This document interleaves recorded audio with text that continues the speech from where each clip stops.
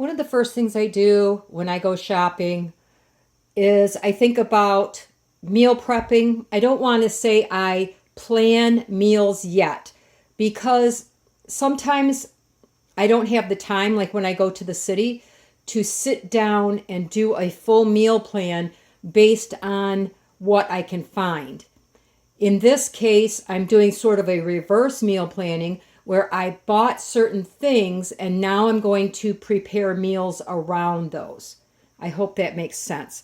So the first thing I did was I took my pineapple and I cut it up.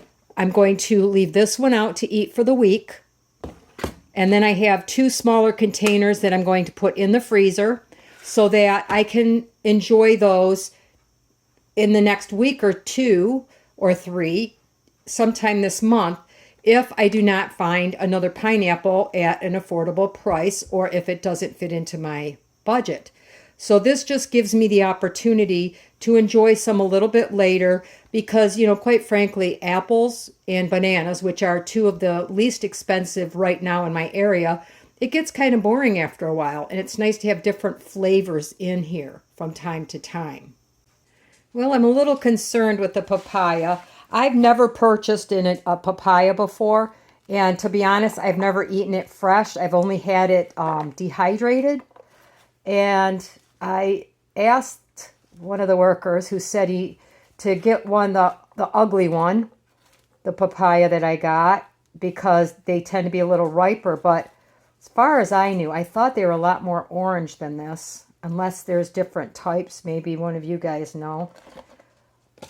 So I bought this papaya. I'm going to cut it into quarters. It seems a little hard, and I really hope I did not make a mistake in buying this, but I'm going to try a piece from the middle.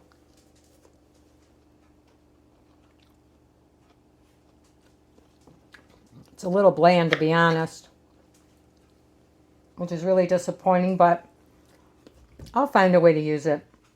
I'll probably mix it with the pineapple or something and do it that way. But I'm just going to chop it up. I'm not sure if I'm going to save any because I don't know if it's worth it. But maybe I can freeze it and put it in a smoothie or something like that. Anyway, I'm going to go ahead and I will portion it out. While I'm talking food prep, I just wanted you to know I have 6 bananas here, and I always check my apples because I don't trust them in those plastic bags. And I actually have 14 little apples. They're not real huge. They're kind of small, but I have 14 apples, and then I have my bananas along with that pineapple and the papaya. I think that's all the fruit I picked up. Okay, as part of my meal prep, I divided up the burger. I made 3 patties here, and then I took and put just under a pound in each of these 2 bags, and then I kind of make a furrow here, and I could freeze them and pull out just a half a pound. Actually, they're like 15 ounces each, so 7.5 ounces approximately. I could divide it further in half and use it for different meals, but this gives me 3. I can use ground beef for 3 weeks if I do this, and then for this week I'm going to brown this up, and today I'm going to make some pasta, some spaghetti. So I'm going to use this about a half a pound of ground beef that I'm going to brown up, and I'm going to look in my refrigerator and see if there's anything I need to use up that I can throw in there. Okay, I finished meal prepping my one ham, the one that I purchased that was not spiral sliced. I have 2 hams here that are about 1.5 pounds, and then I have these other ones that are about 1.25 pounds. This is going to be dinner tonight. And then I put 8 ounces in each of these packages so that I use them for things like scalloped potatoes, pizza, my egg bites, different things like that. And then I have my crock pot going where I put all of the scraps in there so I can make some soup or ham broth or something like that. And once this is cooked a little bit, it will give me a little bit more ham, which I separate out to put back in my soup. And any fat that renders out can be used for flavoring different things. And I put that in a tubs in the freezer. And then I have the salty ham flavor. I could saute vegetables in. You could saute rice before you cook it and get a little bit of flavor. There's a lot of different things that you can do with that as well. For the next couple of days, I'm going to be gone a lot.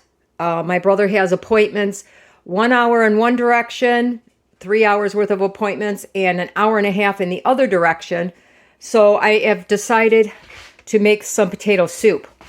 In my crock pot, I have the broth that I made from my ham that I packaged up.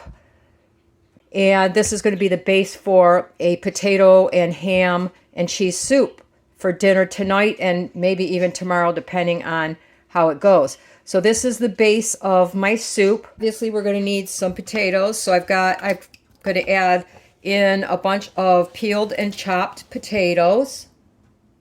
Because I started with a half a gallon of the ham broth, I did use 7 large, fairly large potatoes. Now I'm going to add in some chopped onion. That's a medium to a large whole chopped onion. I have a bag of frozen carrots, so I'm going to add about half that bag there. That's probably like 2 large, at least 2 large carrots there. And then I'm going to add, I have some freeze-dried celery that I did earlier. I dehydrate a lot of it too, so you could freeze celery, dehydrate it, freeze-dry it, whatever, when you get it on sale, and then just save it for when you need to make soups and stuff. Then I'm just going to add a pretty good amount of this pre-chopped garlic. I don't know how much that is, 2-3 cloves, because I like garlic. And then I'm just going to add some cracked black pepper because obviously the broth is already salty, and I don't want to add any salt until it's had time to come together and cook for a little while. So this is going in my crock pot on low until I get back from all of our appointments today, and I'll add the rest of the ingredients at that time.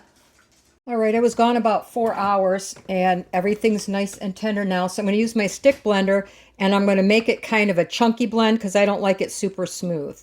Okay, there's still some nice pieces in there, but I blended it up a little bit, and I can always blend it more, but you can't blend it less. So to that, I'm going to add the ham I picked off the bone, which was a pretty good amount. There's a couple cups there. And I have that cheese that I received in the senior box.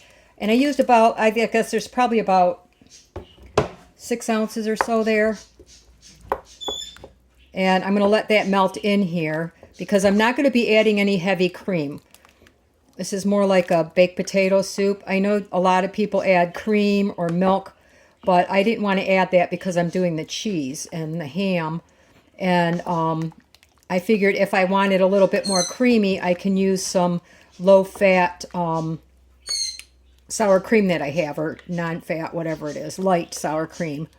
So I'm going to let all of that cheese blend in here and melt in before I serve it up for dinner. All right, look how beautiful that soup turned out. Soup is such a good way to stretch any food budget. For myself, I chopped up some broccoli and steamed it in the microwave for a minute. And then I'm just going to add a nice big helping of soup in there, because that's my dinner tonight, probably lunch tomorrow, because there's going to be a lot of it. And then just to make it a little bit creamier and even a little richer, I'm going to put a dollop of sour cream. And I'm going to mix that in, and that's going to be my dinner. Hello, everybody. Well, today's meal prep is a non-meal prep, and I'll show you why.